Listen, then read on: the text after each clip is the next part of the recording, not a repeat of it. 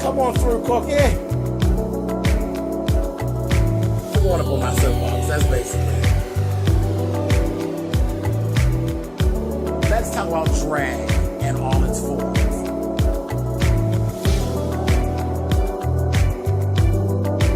What, Cookie?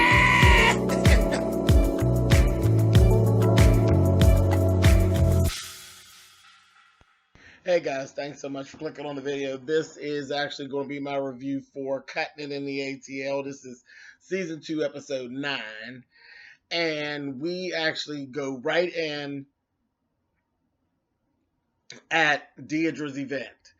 You know what? Let me tell you about these three. Mushia, Beauty, and Maya. LaKenya was there too as well, but those three. Mushia set out to get underneath Deirdre's skin. That was what her whole plan was. She was so in it for that very reason. She just wanted to get under her skin. She was talking about, I'm here as a humanitarian. Her whole family is here, and we could have not shown up. Honey, you are not the only business owners in Atlanta. Who gives a shit? She's just always so fucking extra. Then Beauty was wanting to get Deirdre back for everything. She wanted to ruin the event. That was her thing. She set out to ruin the event, but Deirdre wouldn't give her no play. Deirdre was just as nice, eating all this humble pie. She did real good with all of it up until Mushia. Mushia did end up making her kind of like scream at her a little bit.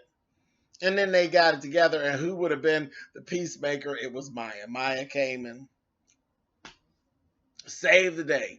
Basically, Maya was like, you know what? I think this bitch is actually about business and about making money, and you know that's right up her alley. She likes making money, so she's like, you know, damn all the bullshit. We just go ahead and get this money.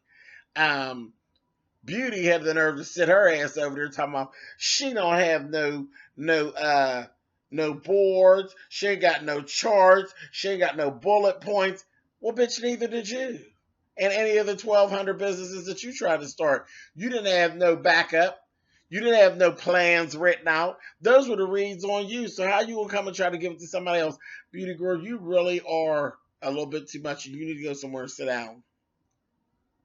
So everything kind of went off fine. Everything was cool. Next we had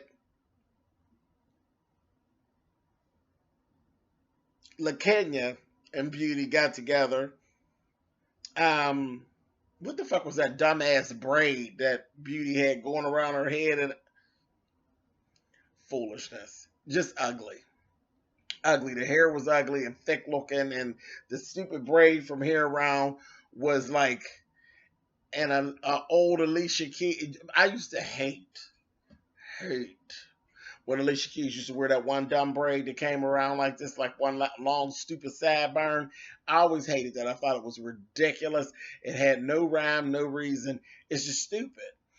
And this was like the modified dumb sideburn braid gone wild, honey. It was giving crackhead shit across the front. It was just ugly, and it looked like a reverse horse's ass. It was ridiculous. I didn't like it at all. And then the color sucked.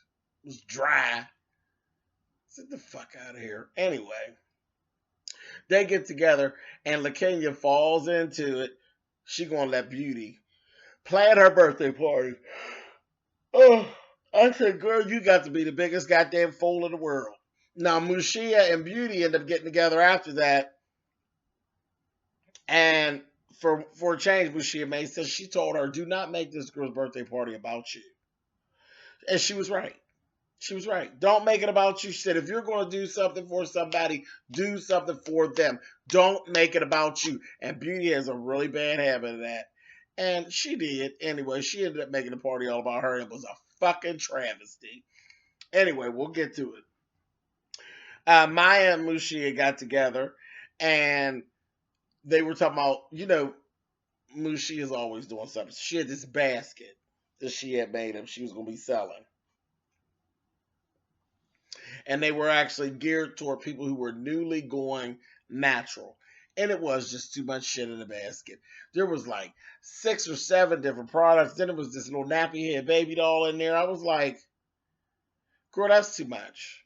And I was with mine when mine was like, she's gonna run people away with, it's just too much, it's overkill. And it was, she's just trying to cram all her products down their throat. And of course, you can't tell her nothing because she knows everything.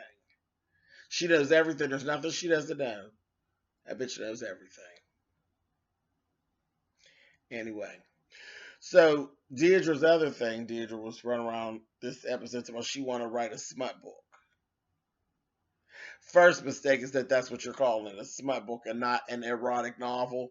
You want to write a smut book, and that was she met up with this guy who was a writer. And he was telling her like, smut doesn't sell. An erotic novel will sell, but smut doesn't sell. Just sex, sex, sex for no reason, like porn. That don't work in the porn industry either. People are looking for like a little bit of a storyline, not just hot fucking and then hot fucking wipe off, hot fucking wipe off, come on, you need a storyline. And that's what he was telling her. But she wasn't listening. You could tell she wasn't listening. She got all in her mind and she gonna write this old novel and she gonna use her past being slutty as her reference point. So girl, go ahead. Whatever. I mean, fuck. I did what I did. Whenever I decided to write my books, honey, I ain't want nobody's advice. I just did what it is that felt natural to me. So I guess you could be successful as well. Go on and do whatever it is you're going to do, girl. But you reached out for help, and when they gave it to you, you didn't want it. So go on and write that smut book, honey, that's going to be sitting on your shelves at home. But whatever. Anyway, so LaKenya, you got her. She actually sits down. She has like 3 of her real friends from her real life, and they're having like lunch or whatever for her birthday. And then she invites them actually to the party as well. So once they go to this party, the party was just fucked up. The lights were up real bright, like they were at a seminar. So that was the first thing. The lights were up. Then she had these male waiters that were half dressed. Then they brought this guy out on a cart, laying there. He looked good, though, with nothing on but some shorts, like biker shorts. He's laying there with cupcakes all around him, with cupcake in his mouth. LaKenya was clearly uncomfortable with all of that type of carrying on. And Beauty was like trying to force her into it. And she was like getting embarrassed because she's not, open like that. She's not that kind of chick. Beauty, you slutty. LaKenya ain't slutty like that. She kept telling her, lay your head back, sit your head back, just be a ridiculous. She did everything Mushi had told her don't do. She had the one little fat girlfriend there. The one little fat girlfriend was like, bitch, move out the way. She ate the cupcake out the damn guy's mouth and everything else. She was with it. I said, well, look at her, honey. Whew, yeah, every group got one, honey. Anyway, Maya was saying, what kind of shit is going on here? And it got so hot and heavy when they brought the guy out on the cart. Maya was like, did they just drag him out here on a dirty cart with cupcake? She's like, I'm out of here, honey. This feels like a molestation party. And I about fell out. She literally left. She left. Mushia was over there signifying. Then Mushia always got to do too much. Beauty and LaKenya are in the bathroom because they ended the party. Because she ended up telling like Beauty things to her face. She's like, you should have did. I told you. She got pissed off, so they basically ended the party before it could get all blown up. Mushia's in the hallway talking to LaKenya's 3 friends. And saying this, that thing. The other talks about Beauty, talks about LaKenya. It's called Beauty LaKenya a flip flopper and all of that. She talked about Beauty. Beauty ended up coming out and told her, why don't you do me a favor and shut the fuck up, Mushia? And, was proceeding to go on down the elevator and leave. And Mushia was like, whatever, girl. Whatever, I don't care what you say. She said, I heard everything you said when I was in that bathroom, bitch. Fuck you. She was like, well, it was no problem, baby. You're just ridiculous. I mean, she just gave it to her. You know how she did. Um, yeah, I mean, Beauty tried to come from Mashia when they were at the table, but it didn't work. Mashia is just a bitch in general. She really don't care, and Beauty don't really know how to take her. She never does. She never knows exactly how to take her. So that's kind of where it ended out. It didn't get to blow up and be a real big mess. It was just a little bit of a mess. But there's gonna be some more mess, and I think they're gonna get physical again next week. So stay tuned for that. I'm here for it. Remember when they got physical on the first season, child? Got to knock it on me. Miss Beauty, that was her caught up in that. Deidre jumped on her ass and she ended up under the chair.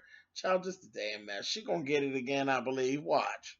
All right, I'll talk to y'all later. Bye.